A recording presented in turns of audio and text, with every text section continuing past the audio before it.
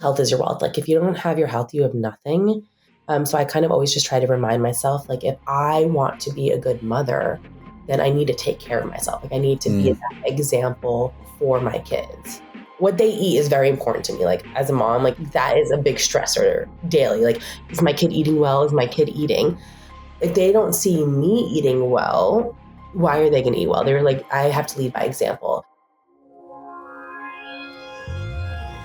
This is the Home of Healthspan podcast, where we profile health and wellness role models, sharing their stories and the tools, practices, and routines they use to live a lively life. Kristina, you are an entrepreneur, you're a community creator, you're an influencer, you are a creator, you're a mother of two, you're a parent. But we met, I think what really resonated with me was you're now a soon-to-be triathlete as well. I don't even know where to start with you. Well, first of all, it's so nice being here. I know, it's so crazy. I have my first race coming up. I just started training for it. I'm really, really excited. Before anyone thinks like I'm doing anything so crazy, it's a sprint triathlon. But honestly, for me, that's a big deal. So I cannot wait to do it. I mean, people hear sprint triathlon and they may jump like, oh, a sprint's like a 10-second 100-meter dash. But a sprint triathlon, it's more than an hour. Yeah, it's going to be long. It's going to be so good. I'm really excited for it. So for those not familiar, can you take us through a sprint triathlon, something like 400 or 500 meters of swimming? Yeah, so I'm not actually sure the meters. This one is a 1/4-mile swim. Okay. It's a 12-mile bike ride and then a 5K. So what is that? Like a 3-mile run. Yeah. So when I started training for this, honestly, like I wasn't sure if I could run down the block. So this is something really different for me. Yeah. And what is it that inspired you to do this, right? Like to do any one of those things could be somebody's goal for the year of like, hey, I really want to build up so I can go do this kind of swim, or I really want to build up to do this run. But you chose to do it all together. Yeah. So I think it was a couple different things. One, I had 2 kids over the past 3 years. And so honestly, like my health and wellness and fitness have just taken a backseat to everything. Even if I wanted them to be a priority, I just haven't had the time. Like it's hard for me to make it a priority as a busy working mom. So I was like, I need a goal. I need something to work towards versus just being like, let's go to the gym 5 days a week. Like, no, what am I working towards? So I really wanted a goal. Second of all, my brother was like, hey, I'm thinking of doing this. He runs half marathons and now he's training for the New York City Marathon. Oh, wow. And he was like, I want to do a sprint triathlon. And I was like, I'll do it. And I don't know why I sometimes have this confidence in me. Like, even though I've never done it, I was like, I could do it. Like, how hard could it be? So he was doing it. And I was like, that's fine. I like a community aspect. I'm like excited to have someone to do this with. And then I just moved across country. So I felt like this was a great way to meet new people, to train for something. And I just love being outdoors. And I was like, okay, like I haven't rode a bike since I was a kid, but I live in a beautiful new neighborhood. Like, let me get on a bike. Let me explore my neighborhood through cycling. I love swimming. Let me run. So I don't know. It just seemed, honestly, I think it just seemed fun. Yeah. And something fun to do. Yeah. And so with this, right, because it's 3 different disciplines and you're going out, what does your weekly routine look like? How many of these do you have to touch on kind of each day or each week? I'm touching on all 3 each week and all in different ways. So I live on the East Coast. It's still cold outside. So right now that is like for me looking at, I'm going to the gym 5 days a week. And I think each day I focus on weight training and then I'll choose a different cardio each week. Okay. So, or each day. So with 1 or 2 days off. So let's say today I'm going to the gym, I'll do my weight training routine and then I'll go and swim like 30 laps. Oh, wow. Okay. Yeah. So I and honestly, I'm really not following a strict training program right now because I'm just getting into it. So for me right now, it's mostly building a routine that works for me. So I stay disciplined and committed. And that works with my schedule. And is that something you've just come to naturally, right? Like some people will go download a training program and then it can be like diets or anything of once you slip off one day, like, oh, now the whole thing's thrown out and you give up. Whereas you find something, you say, hey, this is what makes it sustainable and enjoyable for me. Yeah. Let me stick with this. Right. And I have been one of those people before when it comes to working out or diets where it's like Tuesday and like, or it's Wednesday in the week. You went to the gym Monday, you skipped Tuesday. So now it's Wednesday and you're like, screw it, I'll just start again on Monday. No, like Right. I don't want to feel like that. This feels Yeah. sustainable for me. And I am looking to specific plans and also looking to join some tri clubs to join on their plan Okay. as well. However, for me, like as I'm starting, the race is still a couple months away. This is like a good way for me to get my body moving and prepared in a way that's sustainable for me and for my family life as well. That the consistent movement, I think, is so important too, because I mean, a lot of people, they'll set these kind of aspirations and then they can overdo it and get injured, and then you're further away than you started because you can't do 100%. anything. And that is something I'm always thinking about because I did train for a half marathon several years ago. And I went from running like 0 miles ever to running like 9 miles. And then I got shin splints Yeah. and it was just, it wasn't enjoyable anymore. So I think that's really important is taking care of your body and nourishing it as you're starting a training journey. Yeah, I mean, it's the two sides, right? So it's listening to our bodies, and there's a good kind of soreness of growth, Yes. and then there's a damaging pain of we've caused injury. And I think there's probably a similar on the mental side, which you've touched on as well, of there's a discomfort with pushing our comfort zone and growth versus a psychological pain where we're going past maybe, and really finding that sweet spot in both of those areas. Yeah, totally. I mean, I know when I have a good weight training session, like I can't walk for 2 or 3 days afterwards, but it feels so good. Like I'm like, Yeah. oh, that was great. So that is very different feeling than like the shin splits I had, you know? Yeah.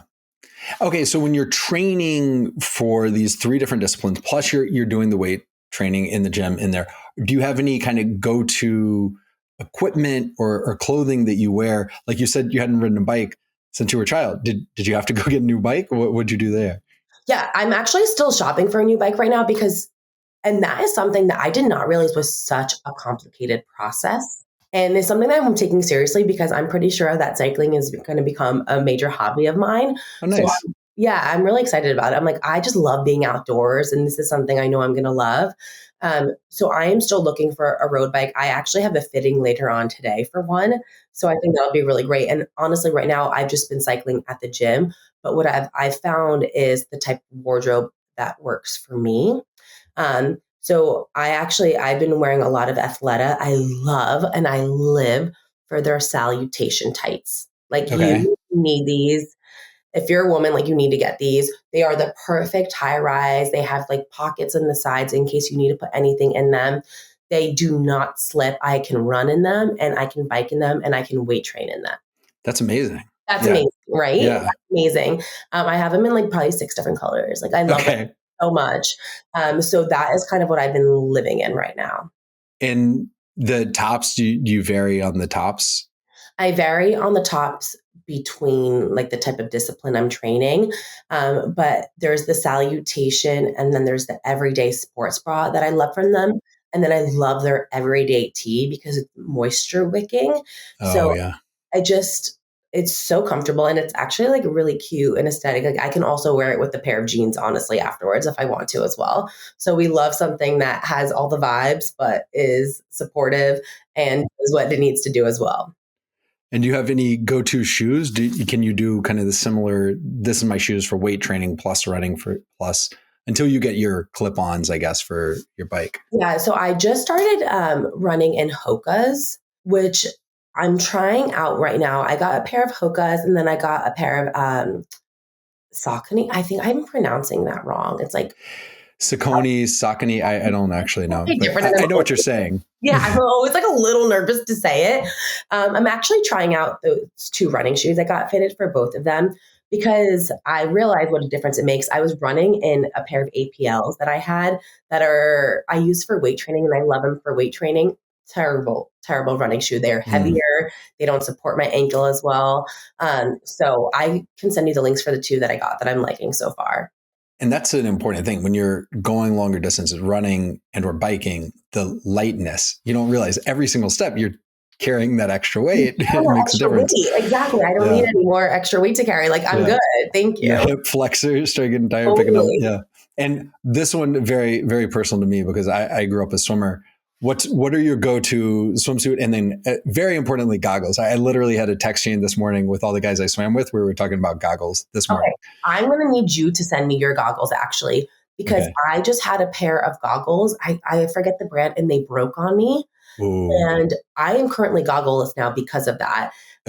But there's a high neck Speedo, that swimsuit that I've been wearing that I love. And then a high neck Athleta one. And that is something I realized because when I first started this, I was just swimming in my high and compression one-piece swimsuits that I had. Awful. They were slowing me down. They weren't holding me in appropriately. And it was really, really, it was ruining my swim.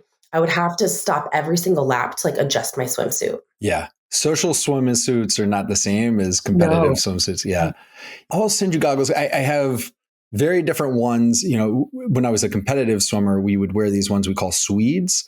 They come in this little plastic bag and you have to put them together, but they have no foam. It's just hard plastic on your eyes. And, you know, they're like $9. And that's what we would always do. And it was just kind of rite of passage. But then, you know, I was swimming in my 30s, like, these are uncomfortable. They hurt my eyes. Like, why am I doing this?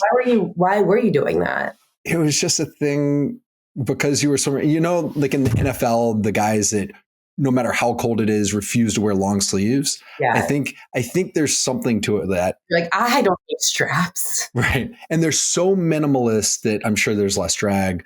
The technology out there on anti-fog, on all these other things. So I have, if I'm doing open water, just fun swimming versus competitive swimming versus pool swimming, I have all different goggles. So I'll be sure to follow up. I forget the exact brand that I was using. To be honest with you, they're like a pair that I ordered from Amazon, but they broke and they were fogging up. And I know this sounds like so crazy, but the chlorine doesn't bother my eyes. So I was getting so frustrated with them fogging that I literally was ripping them off and just swimming. I was like, they were becoming such a distraction to me. So that's why I really think that like having a great pair of goggles that you can rely on just changes everything. Yeah. There's a company out of Denmark, I know the founder, Magic 5, where you use an app to mold your face and they create custom designs. So it stops the leaking. You don't have to wear them as tight. Very, very nice design and not crazy expensive. And my other go-to for kind of racing open water, if you're thinking for the triathlon, I really like the Michael Phelps goggles. Like it can seem gimmicky because it's Michael Phelps, et cetera, but no, I trust Michael Phelps like them. Like to sell me some goggles. If I'm being honest, I'm like, that man should know goggles. He spent some time in the pool. Yeah. So we talked some on the fitness side and how you're moving. You know, what we try to do with our guests is talk through all 5 pillars of Healthspan. You know, live a better life today, every day for all your days. And so I'm thinking, as you're moving into this new way of training and moving your body, how do you think about fueling your body? How have you had to change that and say, wow, I'm putting it maybe under more strain than I was before, especially, you know, having 2 children in 3 years, things change. So how are you thinking about that these days as you're training for this? Okay, well, the first thing that comes to mind is I literally have 2 of them right here, is hydrating myself. I always have a water bottle on me at all times. I am always hydrating myself. I love my Stanley and I love my Simple Modern. Like I think they're both so amazing. So no matter what, I always have one filled and with me. I love Scratch. Let's see. It's a Scratch Labs drink mix. There's the lemon lime, and that helps add more electrolytes to your water as well. How many of those would you do a day? So you always have one of those. Is it always with a scratch in it, or is there some with water and some? Mostly it's just water. Okay. But if I'm doing a run, or like a lot of swimming, or you know, like I had a long weight training, then I'll do that afterwards. Okay. Yeah. It's almost. I mean, this back to the psychological side. Does it become potentially like even a treat? Like, hey, let me get through this workout, and then I get this kind of tasty lemon lime drink after? Or Yeah. I guess it does in a way. Yeah, it feels like a reward because you kind of know that you're having that for a purpose. yeah, yeah. Okay. So hydration sounds like is a really Hydration big is thing number for one for you. me. And then as far as feeling my body, I eat a lot of protein. Okay. So I think that's honestly probably probably number one for me is just making sure that I'm consuming as much protein as possible. And then I've also been starting this thing called carb cycling. Okay. So on the days where I am doing more weight training or cardio, I will consume more carbs and kind of cycle Yeah. throughout the week. And on the protein, are there any particular go-tos? Is it mostly just animal protein? It's mostly Yeah. animal protein. Yeah. I will sometimes use I forget. I think it's the Ghost protein powder that I use. Ghost. Okay. Yeah, the Ghost protein powder if I want to make a shake or have Yeah. something quick, just to get like another meal in because sometimes like it's hard on the go.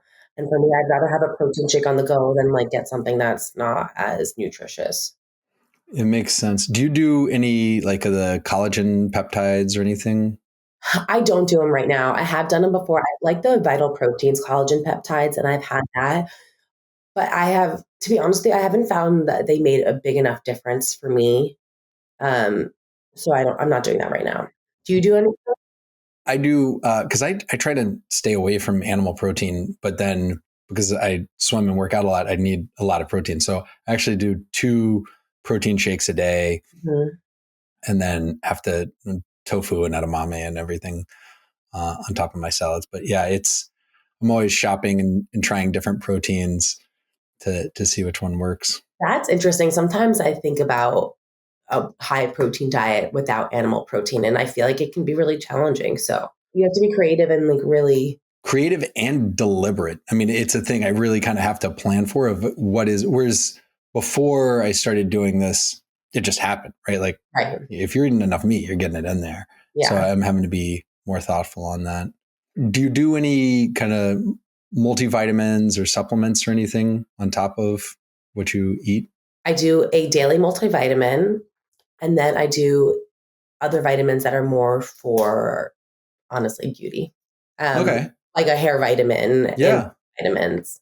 Those are the Nutrafol vitamins that I love. Yeah. Nutrafol. Okay. Yeah. How long have you been doing those? I started doing them after I had my baby, at 4 months or 5 months after I had my baby. So it'll be a year actually. Okay. Yeah. I mean, your hair and skin look great. They work well. Yeah. Yeah. Having met you in person, I know it's not just a screen. Like your Thanks. hair and skin are amazing. Thank you. And then, okay, so we talked about kind of fueling your body. What about recovering? Right? You talked about you do a tough weight session. It's hard to walk for a couple of days. Are there any specific activities you do in terms of stretching or recovering, anything to help on those tougher times? Sure. I love stretching. I actually also just joined a new gym because it has a sauna, steam room, cold plunge, and jacuzzi. That sounds like a nice job.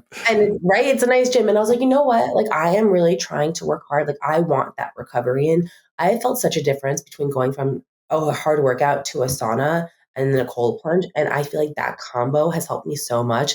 I'm also obsessed with the steam room because I'm someone who struggles with allergies. And I feel like that Mm, helps clear my head, helps clear like everything up here. yeah. So that whole combination, I think, has really helped me with recovery, like a lot. Some people have a really hard time with this, but one guy recommended it years ago and it's been a life changer for me. Have you ever used a neti pot? I have.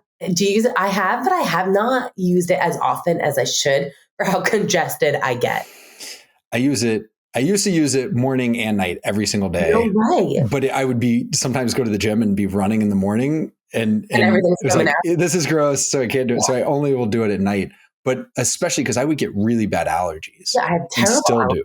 allergies. And game changer, especially I don't get them as bad here, but when I was in New York, when I met you, I mean, I would wake up and my eyes were puffy if I'm not traveling with a neti pot. Oh my gosh.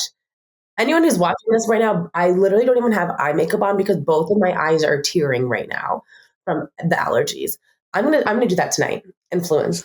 So I don't know if you met Taylor on our team when we were at the event, but Yeah. she was talking about it. That day I ordered her and just sent them to her house. Like, here's your neti pot, here's your distilled water. Like, you gotta start using this.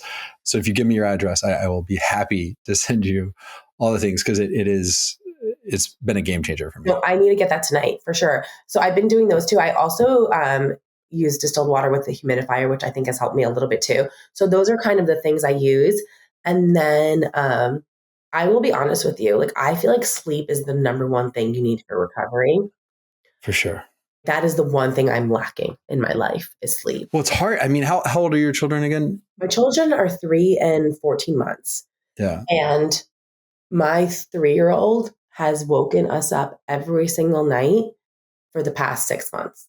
Like, I'm not even kidding you. Like, there's not been one night where we have slept through the night, but we're still making it happen. But that Right. is challenging. But I have found a few things though have helped me get a deeper sleep.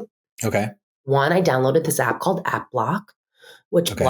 you can block anything on your phone and set it for different time frames. So for me, like, Okay. I blocked all of my social media from 9 p.m. to 7 a.m. Okay. I found what was happening was my son would come wake us up.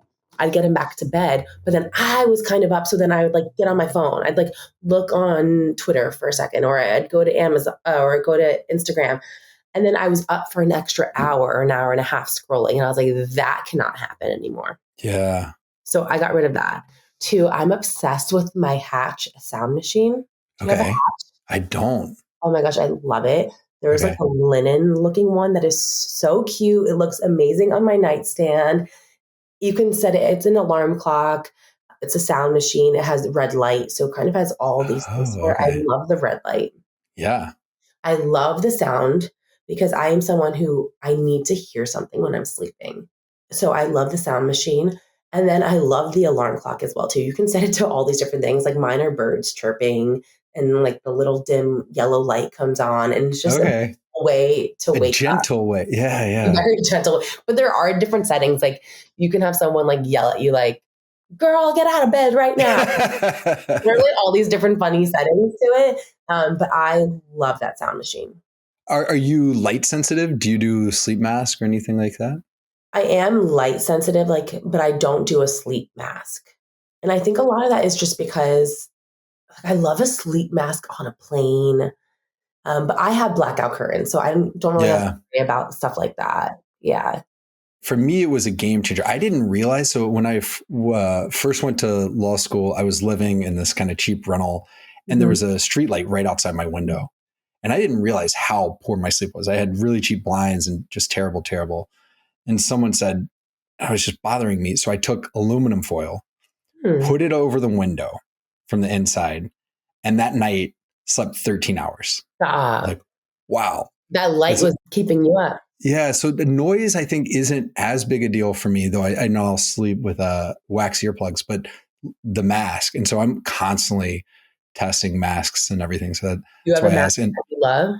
I do. I got it gifted at an event I went to. It's the one I swear by, and couldn't find it anywhere, and then found it, but you can only buy it in Europe. So I bought it and sent it to my in-laws, and they brought it over. It's all silk with a little cutout for the nose and Velcro, and it just wraps around your head. Mm. There are a couple others. Manta makes some really nice ones that are more cooling. They pull it off your face, so they have these eye cushions, so it's not as hot. So I gift that one a lot. Yeah. So if you have blackout curtains, it probably doesn't matter as much. You know, our place in Atlanta, we have that. But if I'm traveling and everything, I don't. Yeah. No, have you ever used just the silk, the slip ones? I mean, the slip eye masks. What's a slip? I don't. Slip is a brand. Oh, it's a brand. No, I don't think I have. They have all silk eye masks, silk Okay. pillowcases, silk hair ties. I like Okay. their eye masks too. And then there's this brand Lunia Okay. that has like this. It's not silk. But it's this like beautiful cotton, and it feels so plush. And I think it comes a little bit further Okay. for your eyes, so I feel like it really does help block out the light. I Yeah. love that when I'm traveling. Okay. I I'll have love to it. look at those too. And then sometimes I will take a gummy. Like I Okay. I love the Ollie gummies. I don't take them often because I hear you can like it stops producing the melanin, the Yeah. natural melanin. So I will only take it if it's like, I really need to sleep tonight. Like, and I freaking love those gummies. Like, they're the Ollie Wellness sleep gummies. I don't feel like they make me groggy at all the next day. I feel like even if my son wakes me up, I can still go back to sleep pretty efficiently and get a good night's sleep. So if I'm desperate, I'll take those.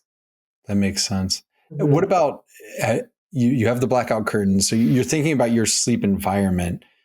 Do you have a particular bed, mattress, sheets kind of combination? Yeah. I don't know what our mattress is, but I love it. And we got it at a store in LA. Like, I feel like most people buy their mattresses online now. I'm like, how old school are we that we went mattress shopping in store? Um, but what I love about it, it's definitely a little bit more firm. Mm, And when we purchased it, they measured both my husband and I for it. okay. It was definitely fit to us. And then for sheets, I love the Parachute Pericle sheets. Yeah. Soft. I feel like they're cooling. They just feel luxe. Like, I love a luxe feeling sheet. If it's like too scratchy, I don't want anything to do with it. But when you just like curl in that bed and it feels plush on you, it's like you're treating yourself. It feels It's great. when it feels like plush, silky, and cool. That's what I love. This is one area. I mean, when you talked about the sleep is the number one thing for recovery and kind of the baseline, right? Some people say, you're into your day with sleep. Well, in a lot of ways, you start your day with your sleep, You right? do. Your Yeah. day kicks off how you go. And people have a hard time spending some of the money on a mattress, on sheets. And then you're like, just do the math. Say you kept this for 1 year, divide that price by 365. How much are you paying for each night's sleep? And how much would you pay for a good night's sleep? So this $10 a night, this $20, do the math. You're worth it, which I think is a really important thing. No, I think that's a great point. I think that maybe a lot of people will focus on a good mattress, but I don't think anyone or a lot of people don't think about their sheets. Mm, I don't think that, I think people are like, like, what's the difference between sheets I can get from Target or sheets I can get from, I don't know, maybe a more luxury bedding retailer. But I think there is a big difference. And I also don't think all sheets are created equal. And I think yeah. everyone has their own preference, honestly. Like, it's kind of like trial and error. You have to see what works best for you. One thing I kind of want to move on to that you touched on a little bit in a lot of different ways is how you manage your mindset and the stress management. So one example was the gummies. I was saying, hey, I don't want to use them all the time, but I'm not going to be prescriptive that I'm not going to allow myself, right? Like if I need it, I know when to take it. Or with the sheets, hey, I need to be worth it to take care of what I need to have a good night's sleep. How have you come to that over the course of your life? And especially having two children and trying to carve out that life for yourself too, right? So many times when we get in a relationship or we have children, we can start to lose a lot of ourselves in service to others. How have you been able to navigate to really maintain that and thrive the way you do? I mean, I think it's really challenging, honestly, and I don't necessarily think I have all the answers or that I'm doing a great job at it. I will say I have a great partner who's super supportive. So I think that him continuously encouraging me to, like, chase my career, chase my dreams, make time for me is probably the number one. Because I don't actually, I kind of do always feel guilty making time for me, taking time for me, but that just comes Mm, from within. It's not like I have an outside voice making me feel guilty as well. Two, like, literally, health is your wealth. Like, if you don't have your health, you have nothing.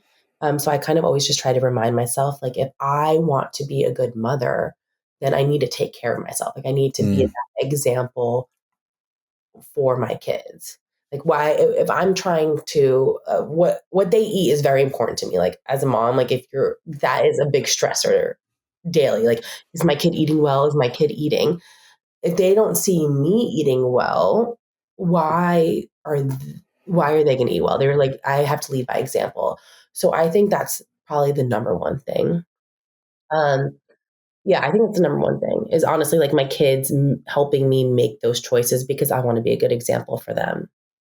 it's true in so many ways. They said a friend when I first had my child, a friend said, kids won't always do what you say, but they will do what you do. Mm-hmm. And I mean, there was one example you gave with the quality of the food you put in. I'm like, hey, if I'm eating well, I'm modeling this.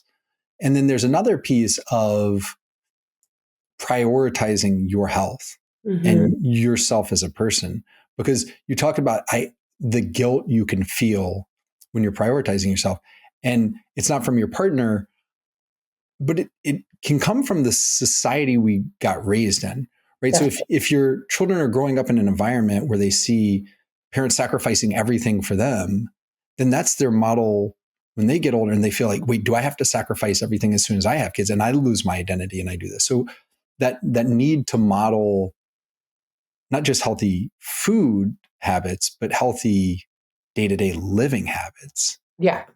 Yeah, I think that's super important. And I'm also someone that wants to model having a fun lifestyle. Like Yeah. fun, I sometimes I feel like a kid, but like I want to have fun.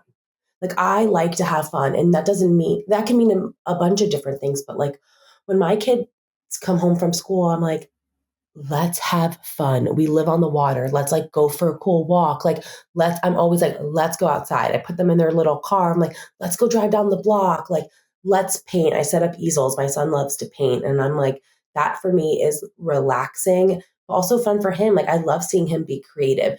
So I think for me, it's trying to do as much as I can to continuously like live a happy lifestyle for me, but also show my kids that like little things could be exciting. Yeah.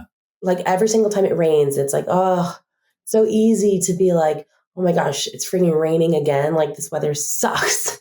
But I'm like, okay, it's raining. Like, let's go out and like play in the rain. Or like as soon as the rain stops, like, oh my gosh, look at all the worms everywhere. Like get your binoculars, get your camera. Let's go for an adventure walk. And that's kind of the way I like to live my life. And Yeah. through that lens, like almost romanticizing your life and romanticizing the little things. And something that I'm trying to teach them as well. That's amazing. Yeah. Finding the space for awe that is always around us, if we don't slip into cynicism or Mm-hmm. slip into the mundanity of, oh, I've seen this a million times. Like Right. you've seen it a million times, but also have you even seen it once? Right? Have you looked at it with fresh eyes? And young children can be amazing for that. Right? They The really first time they see the leaves change, I remember going for a walk with my daughter when she was young, and the leaves are changing color. And she would want to stop and pick up each one and look at it. And, one side of me is like, oh my God, we're never going to get to the end of this walk. This is taking forever. And the other side is saying, wait, this actually is really beautiful. Like maybe I should just slow down right. and appreciate how incredible this color. I may have never truly seen this color before. Mm-hmm. Maybe we can enjoy that. Yeah. How, with everything you do, right? You're recording podcasts, you have business, you have your children, you're training for a triathlon, you go out to have fun. How do you craft your day, your week, your month to get all that in, to know how to get it in? It seems like so much from the outside looking in, right? Yeah, I think that I've really struggled with this for a while. And what I found what was happening was that like I was on 24/7. 24/7. I never had a chance to like have any downtime. And now I have really started to block times in my schedule for certain things. So like for instance, Mondays are my content days. I'm trying to shoot as much content as possible on Mondays. Tuesdays are my podcast and Confident Collective days. So on Tuesdays, that's when we're doing our recordings. That's when we're having Confident Collective meetings. That's when we're doing everything there. Um, Wednesday can be a personal day. So if I have any like doctor's appointments or anything else. Like for instance, going to get fitted for a bike would be Yeah. on Wednesday. Thursday's call. So I'm really trying to structure my week, and it doesn't always happen like that because a lot of times people will be like, "Can you actually take a call on Friday?" And then of course I'm like, "Yeah," you know what I mean. But I'm trying my best to structure my day like that as much as possible, and then I pretty much try and structure my day as well. So I wake up early. I try and get as much done as possible before the kids wake up. And then by like 1:30, like I am someone who will work from like 5:30 to 1:30. Like Okay. I'm more creative in the morning, try and do all my emails and stuff in the morning. That's how the day works for me, because then I know Yeah. when my kid gets home from school, like I want to be there. Yeah. I want to be able to play. I want to do the fun things. And then that gym that we joined, the reason my husband and I joined this gym is because they also have amazing children's programs. So now we'll bring our kids with us. My son does yoga and he does Oh, art wow. there, and it's so fun. And he's actually like getting excited to go to the gym too. And he'll be like, "Yeah, I did yoga. I did this art class." So trying to include them as much as possible in my life, and then block out my schedule. So from morning till my son comes home from school, it's like go, go, go, go, go. And Yeah. then after that, I can just be a mom and have fun. I really like that approach. So, I mean, being clear on the days and then the buckets of time, because Mhm. you seem like someone that could be presented with lots of opportunities.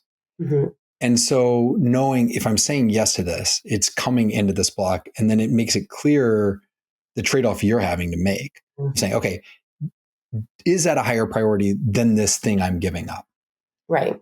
Yeah. And at each juncture? that's hard. And honestly, I really had to start saying no to a lot more things too. Yeah. Um, like I just got invited. I wanted to go on this trip so badly with this brand. I was so excited for it.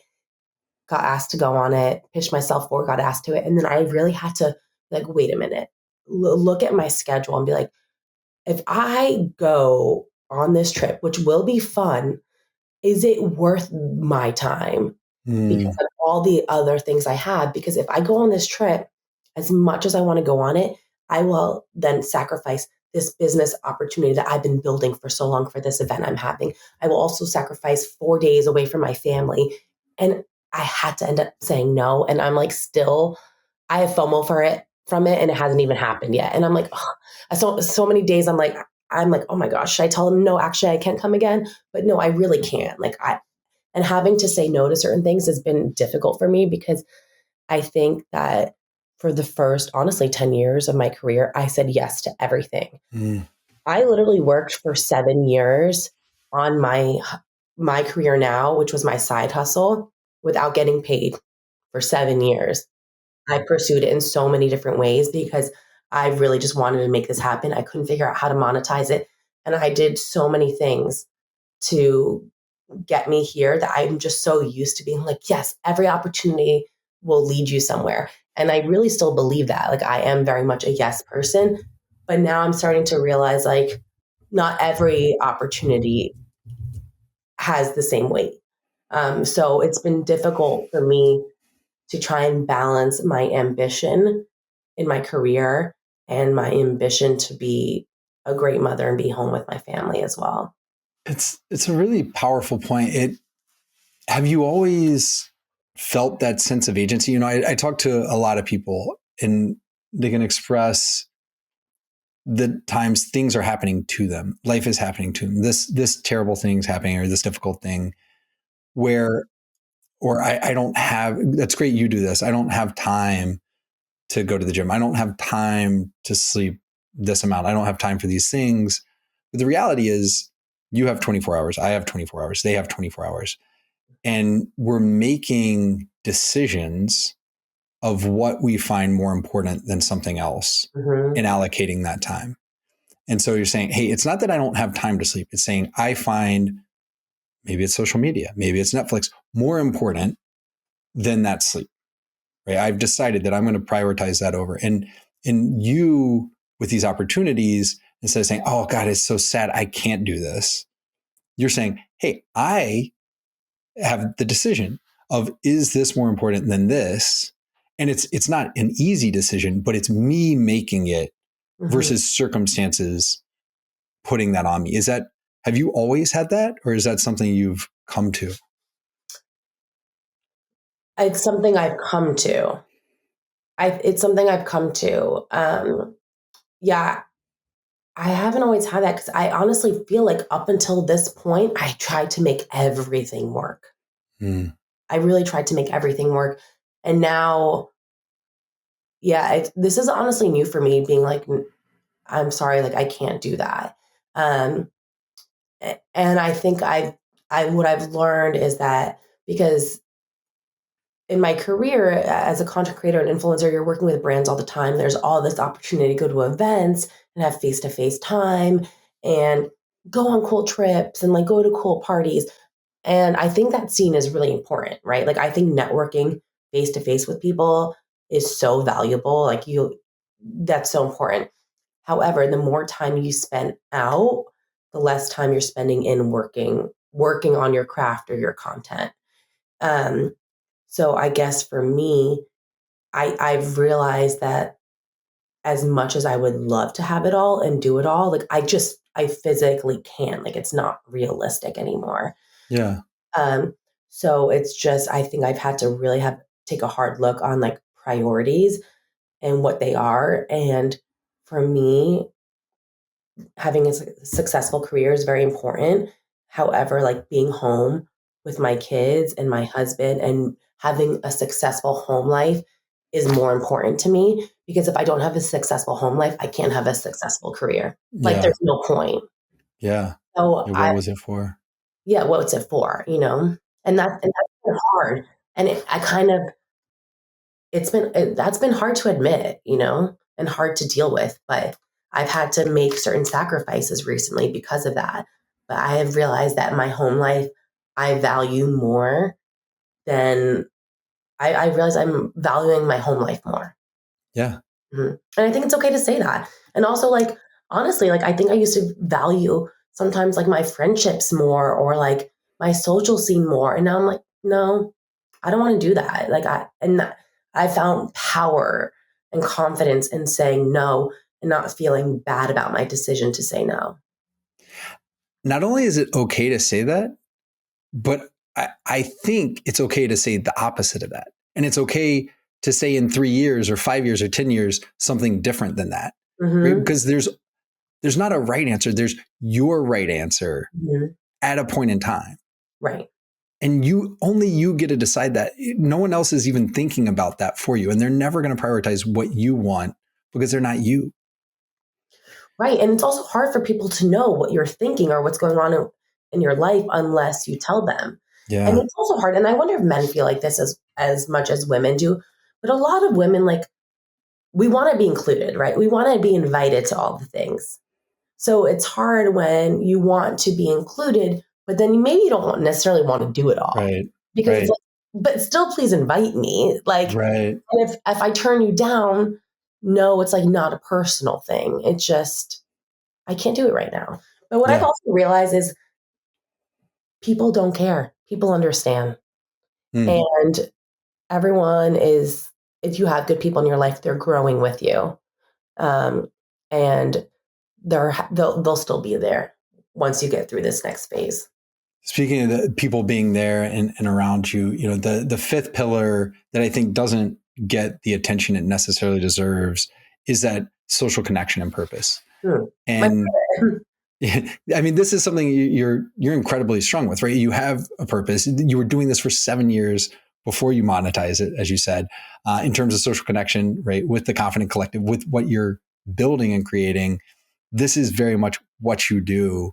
Can you say a little bit about that purpose? What was it that was getting you for 7 years to put the time and energy into this to get to where you are? well, I think I just believed in myself and persistence, and I believe in community. I honestly really think if you don't have a community, you don't have anything. I think, at least for me, like being around other people truly brings me joy. It makes me happy. I feel like when I look at, I'm from Greece, that's where my family's from. And when I look and go back to Greece, I'm from an island called Limnos and a tiny village called Plati. And you look at the Platia, which is the town square, the village square, and there's all the old people sitting there together, talking, chatting, having their coffees. These are people in their 90s, hundreds. Like Yeah. they are still going out every single day and having this social connection. And if it wasn't for that community, like would they even be there? Like, I think community is what makes you thrive.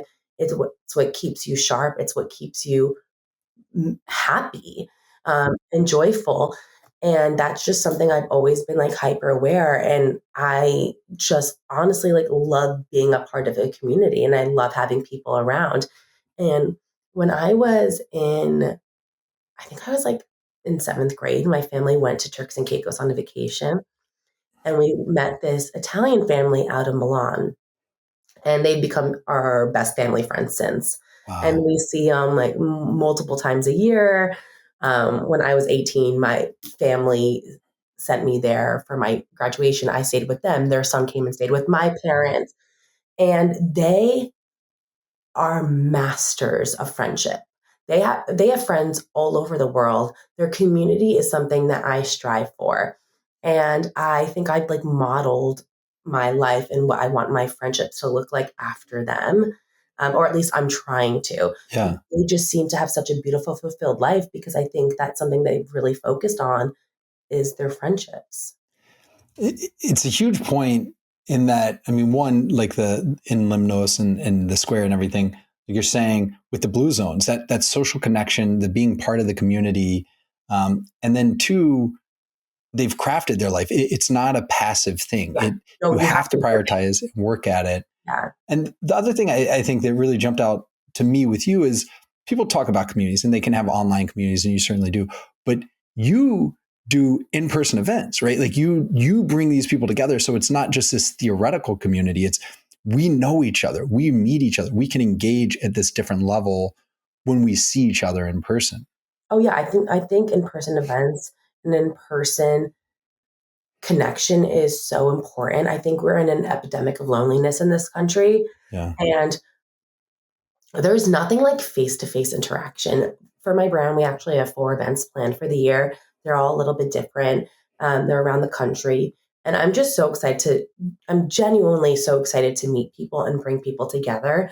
And I just moved from Los Angeles to New Jersey. I'm in a new town, and I honestly feel like I can't help myself. Like I'm every single week I have like a new play date with a new mom in town. Like I was just at this coffee shop and they have like a cute little back area. And I was like, hey, do you throw events in here? Because I was like, it'd be really cool to have like a moms of our town Yeah. networking event here for everyone to get together and meet. Like we all live in this town, we have young kids. Like let's all meet each other and be friends. And they're like, no, sorry, we can't do events here. I was like, okay.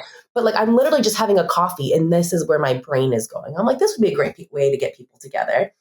So I How do think they say no to that? How do they say, hey, I want to drive a ton of foot traffic to your business they said for that the people that town, will. no, they said they've tried, the town won't allow it. And I was like, so that's where I was like, who do we got to talk to? I was like, Yeah. I feel like that's ridiculous. But they wanted to, I know, Yeah. but Okay. I think it's just honestly like instinctual for me. Like I just like being around people. Um, and I do work hard to craft that because I think Yeah. it is easy just to like sit home and it's hard to put yourself out there. It's hard to put yourself out there, and I do it. Um, and I really make a point. I really make a point to reach out to someone new all the time to continuously, not necessarily network, but just meet new people and try and build a foundation and a community for myself. I think this is a really important point in that, your purpose is this community building, community engagement. And it just because that's your purpose doesn't make it easy or comfortable. It can still be uncomfortable, but it makes the reward worth it. And so you go pursue it. Mhm. And for other people listening, that may not be your purpose. You may have a different purpose that drives you, Mhm. but don't assume if it's not easy that it's not your purpose, Or right? it's not Right. fulfilling. Yeah. Sometimes that can make it more rewarding, right? It was the effort that led to that in the end. Maybe like this triathlon, right? Yeah.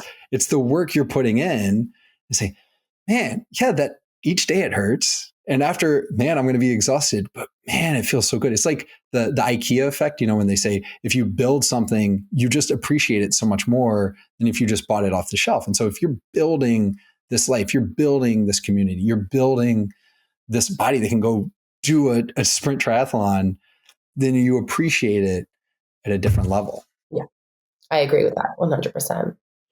Well, Kristina, this has been so fun. It was great seeing you. You've referenced the 4 in-person events this year. Anyone listening, having had the pleasure of meeting Kristina in person, I would not recommend any more highly. Please go to one of these events, if not more. Meet Kristina, and I'm sure the community she's building, the people that resonate with her, must be amazing people as well. Anything you want to share before we sign off where people can find you? We'll certainly put them in the show notes as well. You can find me across my social channels at Kristina Zias. It's with the K, Kristina, Zias. And then follow The Confident Collective. That's my podcast. That's my brand. And we also just launched a Patreon, which I'm really excited for because we have our 4 monthly podcasts. But then we're doing 4 additional podcasts on there every single month. And what I love about it is just a greater way to have access to me and to my business partner and for us to talk to our community. So I'm really excited for that. And there you can find out all of our events as well. Wonderful. Thank you so much, Kristina. Thank you, Andrew. Thank you for joining us on today's episode of the Home of Healthspan podcast. And remember, you can always find the products, practices, and routines mentioned by today's guests, as well as many other Healthspan role models on alively.com. Enjoy a lively day.